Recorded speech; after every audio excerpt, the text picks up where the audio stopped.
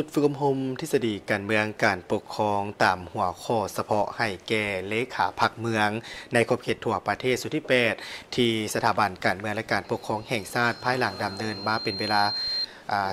ภายหลังดำเนินมาตั้งแต่วันที่15ธันวาคม2025ก็ได้สำเร็จลงด้วยบางผลอันจบงาม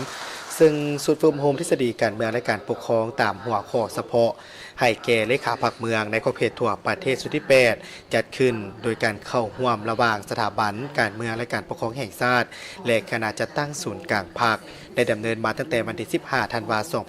2025มีสมณกรเข้าร่วม46ท่านซึ่งมาจาก6เมืองในขอบเขตทั่วประเทศ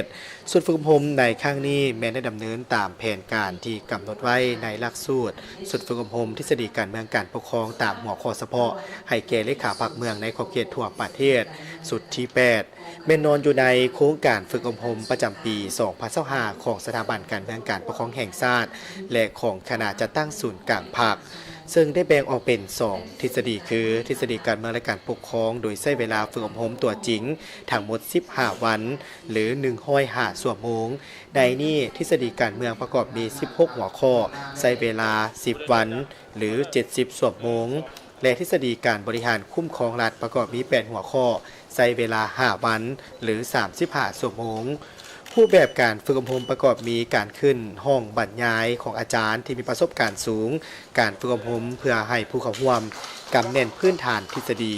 แนวทางก่อสร้างสังคมนิยมและแผนพัฒนาเศรษฐกิจตามทิศสังคมนิยมอย่างมีหลักการรอบด้านของภาคเพื่อยกสูงขีดความสามารถในการนำพาที่นำและหมุนไส้หลักการบริหารคุ้มครองรัฐเข้าในการบริหารเวียกงานต่างๆอยู่ในขันเมืองและนครโดยนำเอาหลักมูลทฤษฎีที่ได้เรียนมาอย่างเป็นระบบเข้าสู่การบริหารการคุ้มครองการพัฒนาการประสานงานการติดตามกวดกาเวียกงานอยู่ขั้นที่ตนรับผิดชอบปรับปรุงแก้ไขข้อขัดแย้งต่างๆตามระบบหลักการที่เหมาะสม